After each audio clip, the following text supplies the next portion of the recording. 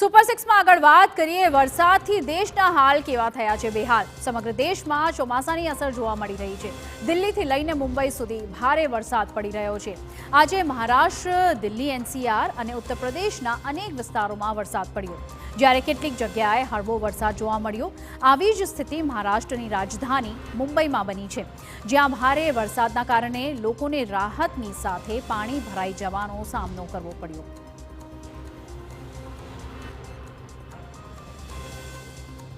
મહારાષ્ટ્રના પુણેમાં પણ વરસાદથી રાહત મળી છે, પરંતુ તેના કારણે શહેરમાં ઘણી જગ્યાએ પાણી ભરાઈ ગયા છે। વરસાદ એટલો ભારે હતો કે પુણેની 15 જેટલી હાઉસિંગ સોસાયટીઓમાં વરસાદી પાણી ઘૂસી ગયા। પુણે શહેરમાં 4 અલગ અલગ સ્થળોએ 100 મિલીમીટરથી વધુ વરસાદ નોંધાયો છે। વહીવટી તંત્રએ પુણે, પિંપરી ચિંચવડ શહેરની શાળાઓમાં રજા જાહેર કરી છે। ગુરુવારે પાલઘરમાં શાળા અને કોલેજો પણ બંધ રાખવામાં આવી છે।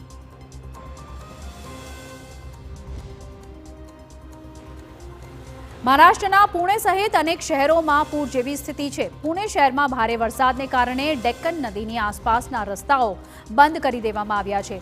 પુણેનો ખડકવાસલા ડેમ પણ 100% ભરાઈ ગયો હતો। અને આ સિવાય મુંબઈ શહેરમાં સવારથી જ જોરદાર વરસાદ પડી રહ્યો છે, જેના કારણે વેસ્ટર્ન એક્સપ્રેસ હાઈવે પર ભારે ટ્રાફિક જામ સર્જાયો।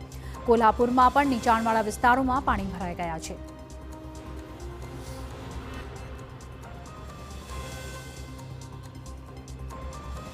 તો આ તરફ મુંબઈમાં પાણી ભરાવાને કારણે લોકલ ટ્રેનો 20 થી 25 મિનિટ મોડી ચાલવામાં આવી છે।